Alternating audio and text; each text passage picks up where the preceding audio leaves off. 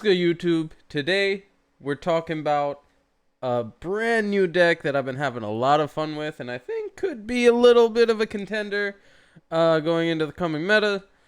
We got Super Saiyan Broly, Devil of Destruction. So let's start with the front side. I'm getting a little ahead of myself. We start with Broly and Paragus. And this is activate main, add up to one Broly or Paragus card, green energy cost of 1 from your deck to your hand, and then shuffle your deck and negate this skill for the game. So first turn of the game, you're gonna just go in, fetch a 1-drop. Activate main. If you have 2 or more energy, and you have a skillless Broly in play, draw 2, go down to 6, flip this card over. You do have a 4 or less awaken, that's just a draw 1, untap 1. That hasn't come up yet in my testing. I don't think we're ever going to do that, but the option to have an untap could be nice against aggro decks when we're trying to clap back. So having that there is cool. On the backside, we are the Devil of Destruction. This is Super Saiyan Broly. It says your red-green multicolor Broly cards in all areas get -1 combo cost and minus 5k combo power.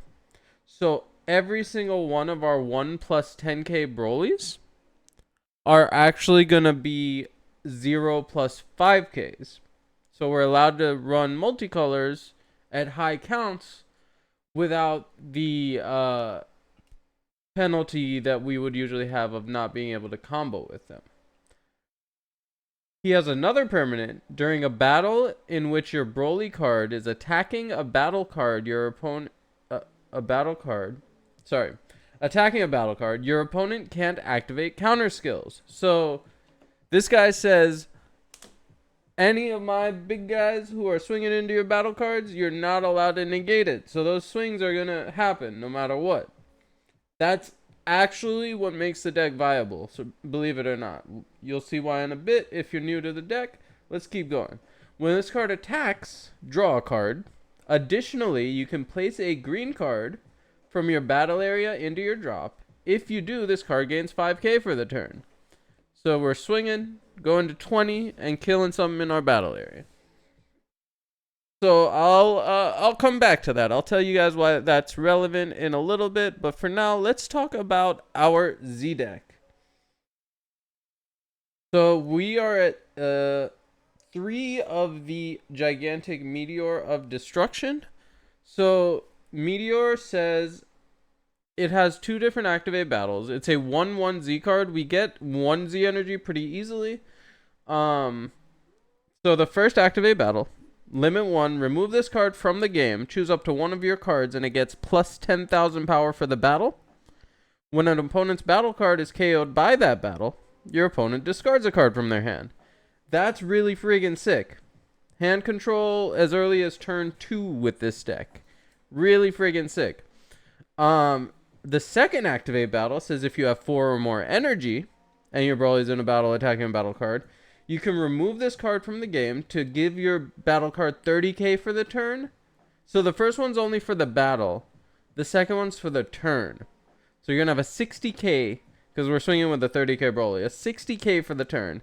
Additionally, if your opponent's battle card is KO'd by that battle, you may place one of your Z energy in your drop at the end of the battle. If you do, your opponent discards 2 cards from their hand. So that is really what we want to use it for. I have a third in here just in case. Usually we're just ripping off 2 of these per game. And it might go back down to 2 if I find that we never actually go into the third. But in slower matchups, I could see it happening. So yeah, this is our bread and butter, more or less. Our win condition is going to be having our Brolys attack into battle cards. The next Z card we run is Super Saiyan 3 Broly Tyrant. So this is a 2/2, but we play it as if it was a 1/1 because it has first off, it has unique. Second, it has a permanent. When this card would be played from your Z deck, instead of paying this card's energy cost and Z energy cost, you can pay 1 green energy and 1 Z energy instead. So he becomes a 1/1. Auto, once per turn, if you have 4 or more energy, when a battle card's placed in a drop, this card gets 5k and double strike for the turn. So this is off of anything, whether it's something gets popped, something gets swung into and KO'd, or you're just popping one of your own things like you normally would. So there's a few different ways to trigger that. Once you're at 4 or more energy, we effectively have access to a 1/1 25k double striker. Activate main once per turn. If you have 3 or more energy and you place one non-unique card from your battle area in your drop, choose up to one of your opponent's battle cards and KO it. So we will be able to proc our own auto in this situation where where we have another card on board. Next up, let's talk about our Z leader. But yeah, just this is one of the most insane cards for the deck, and being able to bring it out for one with this leader is super nice. So yeah, transcending evil is our Z leader. It's a free Z awaken, 2 Z energy, but no energy cost. So you can Z awaken when your life is at 3 or less, and you have a Broly's Ring and Dormant Legend in your drop. Your red-green multicolor Broly cards in all areas get -1 combo cost, but they don't get -5k combo power. So your cards become 0 10ks. Every single Broly in your deck becomes a 0 10k. Absolute insanity. He also has the same permanent where when your Broly's are attacking battle cards, your opponent cannot activate counters. Auto, when this card attacks, draw a card. Additionally, you can place a green battle card in your battle area in its owner's drop. From your battle area in your drop. If you do, this card gets plus 10,000 power for the turn. So he's swinging for 30, and he's turning all of our multicolor cards into free 10ks. Absolutely nuts. We do kind of want to turbo into this. The last card I run is a one of, which we'll discuss later, may end up changing, is a single copy of Resurrected Ambition Frieza. This is just a deflect double striker that could potentially hand control our opponent, so I felt like it fit in with the deck. Moving on. Let's talk about our extra card lineup. So first up, Sealed Super Warrior. This is a field card that says it's treated as Broly's Ring in all areas. It has an auto. If your leader is a green Broly, when this card from your battle area in rest mode is placed in your drop, play up to one red-green multicolored Broly card with an energy cost of 6 from your hand. So for 1 energy, we're getting a 6 cost multicolored red-green Broly out. And then it has an activate main where it rests itself, targets up to 1 Broly you control, and negates its skills. In order to use that activate main, you need to have a Paragus card in play. So we do run a few Paraguses to ensure we can proc that effect. The next one we run is Dormant Super Warrior. Now I was running these at 4/4. It felt a bit excessive. I ended up charging a copy of each most games. So I think 3/3 is perfectly fine. They are effectively recyclable, which we'll get into in a little bit. Alright, so Dormant Super Warrior is a field that's treated as Dormant Legend in all areas. It's cool that they kind of brought back the 2 field cards, the set 1 and set 7 leaders. Auto, limit 1. If your leader is a green Broly card and you have 3 or more energy, when this card is placed in its owner's drop from a battle area, play up to 1 Super Saiyan Broly Glacial Awakening from your deck, hand, or drop. And if you looked at your deck, shuffle your deck. So these field cards were never paying the energy to put them into play. We do have ways to cheat them out. And they cheat out Broly's for us. So they're absolutely phenomenal. Definitely 3/3s on these. I don't think I would go any more or less on that. Next up, we will talk about our negates, or our counter package. We're running 4 Uneasing Awakened Rage.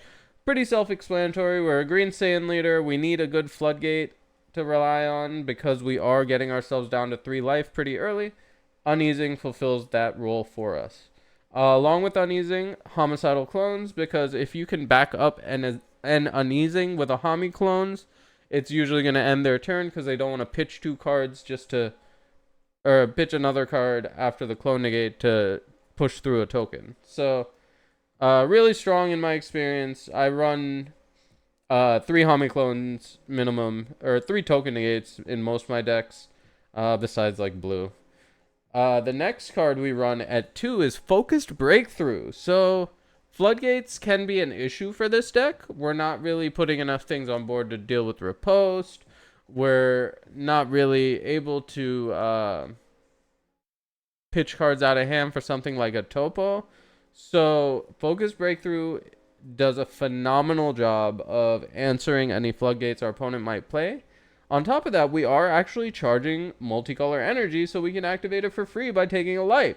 So sometimes we'll use homie clones to put ourselves from 5 to 4, and then Focus Breakthrough will let us go from 4 to 3 on our turn, allowing us to Z-Awaken on our turn and apply insane pressure. And the next card here may come as a surprise to some of y'all, and it may actually end up being changed once I have some more experience with the deck. But as of this recording, the best secret rare I do believe for the deck is Invader's Vow. So Invader's Vow in this deck is just to activate a battle, tap 1, make them pitch 2. That's all you need it for. That's all it's doing. You're not doing the whole unison thing, KO and stuff. Like, this is just there as a 1-cost pitch 2. And it's like, it seems like a pretty weak secret rare slot compared to a lot of meta decks. And I understand that. But my thinking on this and my experience in testing is that without Invader's Vow, your hand size compared to your opponent's hand size, you're always losing the game. The games that I do feel like I can win with this deck are because Invader's Vow shrinks the gap and gets it to where the additional discards from Gigantic Meteor of Destruction and a couple of our other cards feel very, very impactful. Without this, we're making our opponent go from a 10-card hand to an 8-card hand, maybe a 7-card hand. With this, we're putting them down to like 4 in hand, 5 in hand. And that's where we can actually threaten lethal. Because this deck itself does not draw a whole lot of cards and relies instead on really tall swings to make up for that.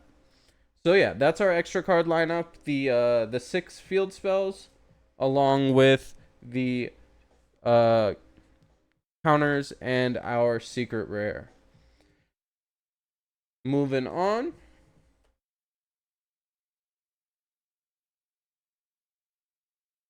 Let's talk about our battle cards. First up, let's just get it out of the way. Obviously, we're running Paragus Super Combo. It's Paragus. Draw 2, warp a card. We don't really want to warp our field cards sometimes, but they are also just completely dead in hand. So, it's Paragus. I mean, it's the best green Super Combo. Not gonna harp on that one. The best 1-drop in our deck is actually Broly and Paragus, Father and Son of Vengeance. So this card says, when this card's played, activate a Broly's Ring from our deck or drop, and then shuffle deck if you look through. And then activate main, discard a card, grab a red-green Broly with an energy cost of 6 from our deck. That's once per turn. So this is allowing us, turn 1, this is what we're searching for with our leader. So turn 1, activate main, search your deck, grab a copy of this. Then tap an energy, play this guy. Now, if they don't out this on their turn 1, I'll show you the play in a few minutes. But if they don't out this on their turn 1, our turn 2 is incredibly explosive. But yeah, basically what this is going to let us do is play at turn 1, activate our ring. Once the ring's in play, we wait till we have 2 energy. Most of the time, this will not get dealt with on their turn 1, or it might on their turn 2, but even then, we have ways around that. So activate main to awaken is when we have a skill as Broly in play. So going into our turn 2, we're gonna pitch a card, grab a 6-drop again if we want, which usually we will since they are free 10Ks when we're Z-Awaken. But then we're gonna activate our field spell. This is going to negate the skills on this card. Now that we have a skillless Broly in play, we're able to activate our leader to awaken. We're going to draw 2, go down to 6. Now we swing with our leader. Once we swing with our leader and kill this, we're going to tap one of our energy. Once we do that, we're able to play a 6-drop from hand. And we've only invested 1 energy at that point. Absolutely crazy value. This is our real combo starter in the deck. I usually try to mulligan for one of these, even though we can search it out. You want to have 2 copies of this, that way you can play one turn 1, and then if it gets outed, play another turn 2. Our next 1-drop is Paragus, Beginnings of Ambition. So this is a, when this card's played, either activate a Broly's Ring from your deck, or look at top 5 for a green Broly.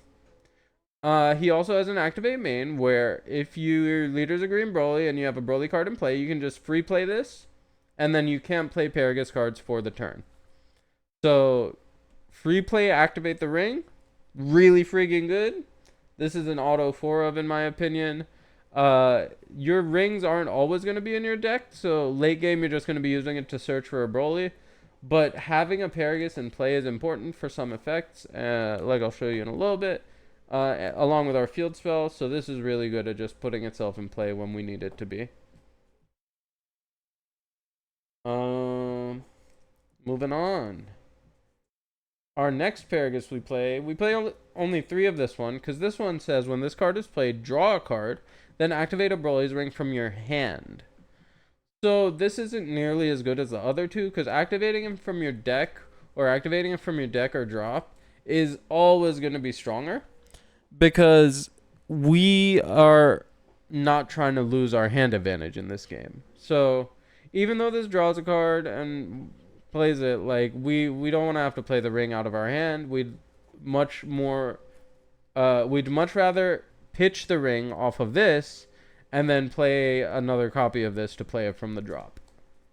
So, we only play 3 of these, but this does also have the same activate main as the other Paragus, where you can just free play it and you can play Paragus for the turn.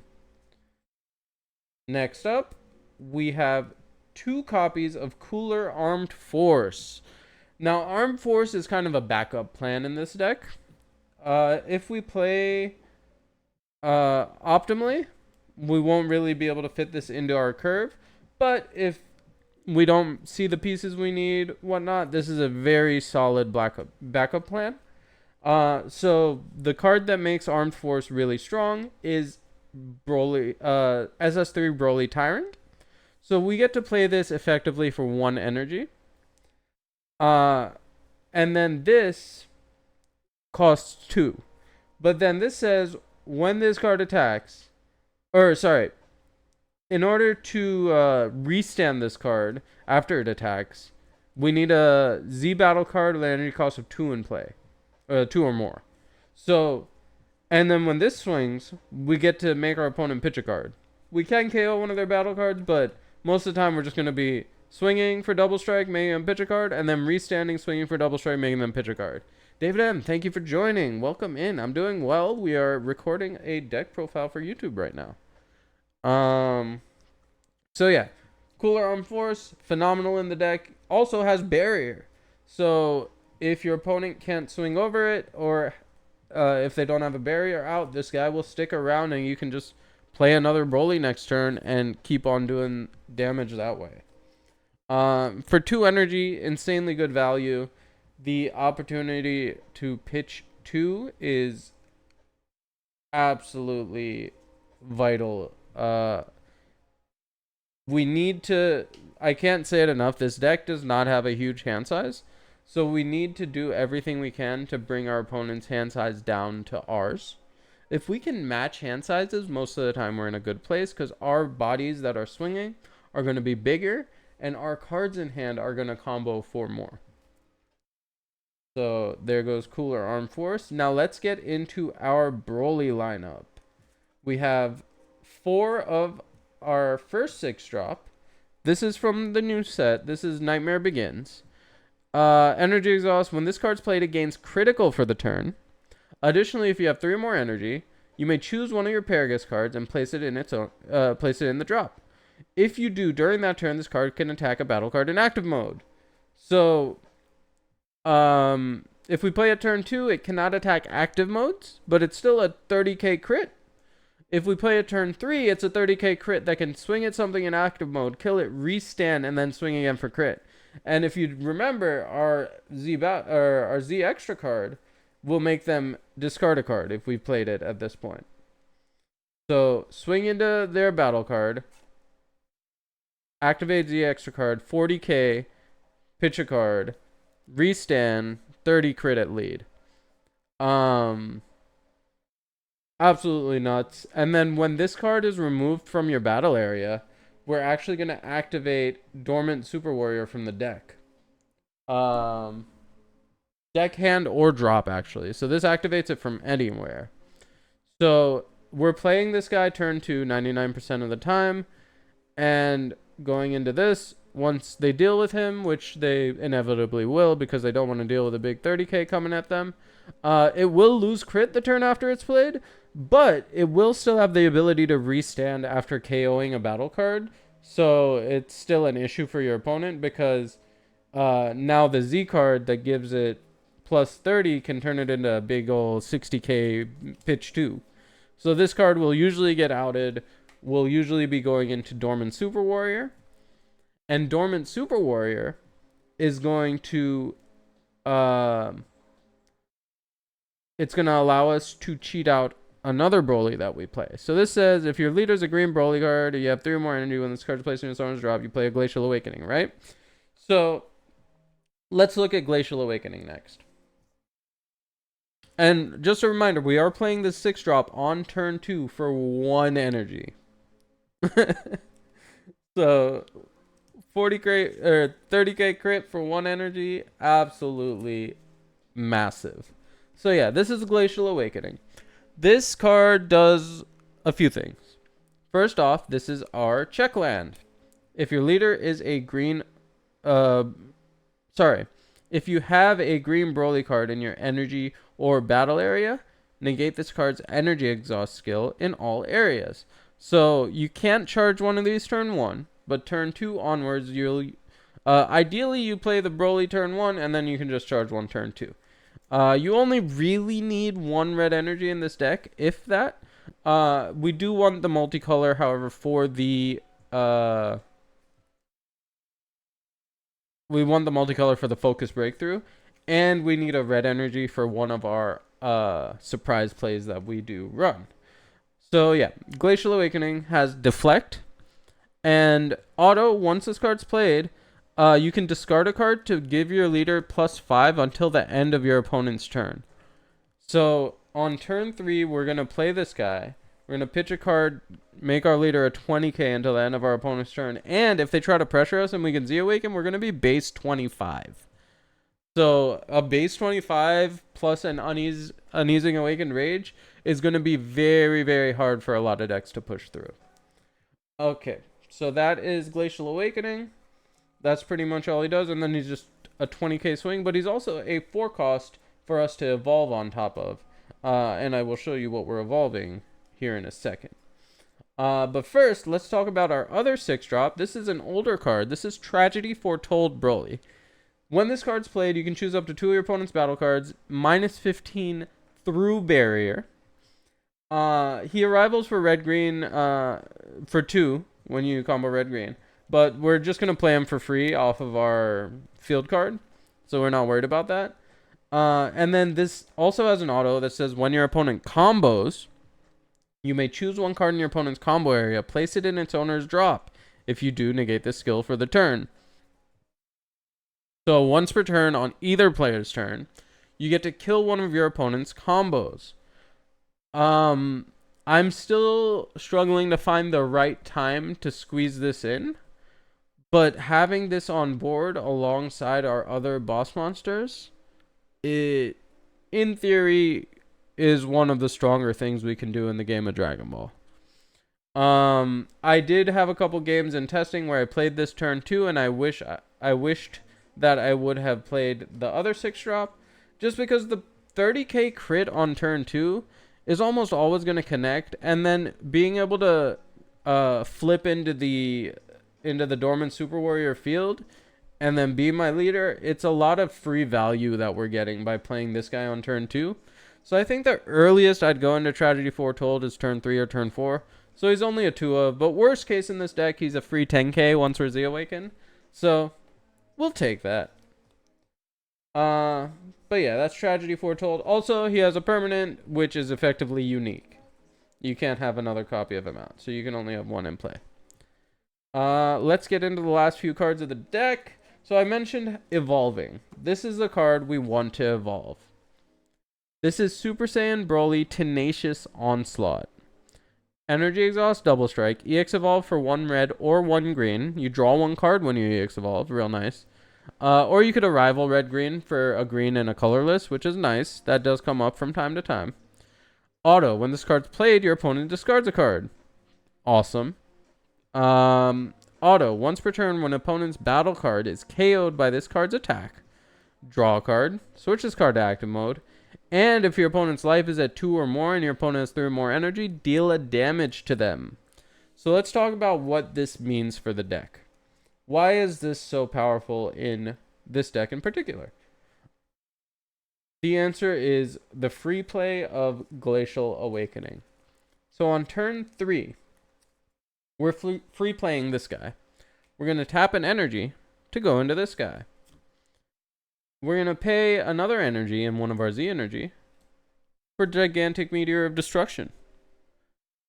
Now that we've established that our opponent can't counter our swings, we're going to swing at one of our opponent's battle cards. So this is 1 card out of hand, and then 2 more cards out of hand once we KO. And now this is a 65 base double striker. That is more than likely going to make your opponent use a negate out of hand. So this play for 2 energy. For 2 energy, we're making our opponent discard 4 cards. Think about that. Ribrianne says tap 2, make your opponent discard 2 cards. And that's widely regarded as one of the best hand control cards out there. This is tap 2, make your opponent discard 4 cards. I really do think this deck has some promise to it. I can't wait to have more hands-on time with it to actually break it. This boss monster is brutal. I don't see a lot of decks having answers to the kind of pressure that this can generate. I think the main obstacle of this deck is going to be building it to a point where it can live versus the meta clapping back after our turn 3. Oh, sorry. So on turn 3, this is actually going to be a pitch 3 play, because we do actually need 4 energy for it to be a pitch 4 play. But even then, on turn 3, we can just go into our 6-drop play again and flip into another one of the Glacial Awakenings for turn 4.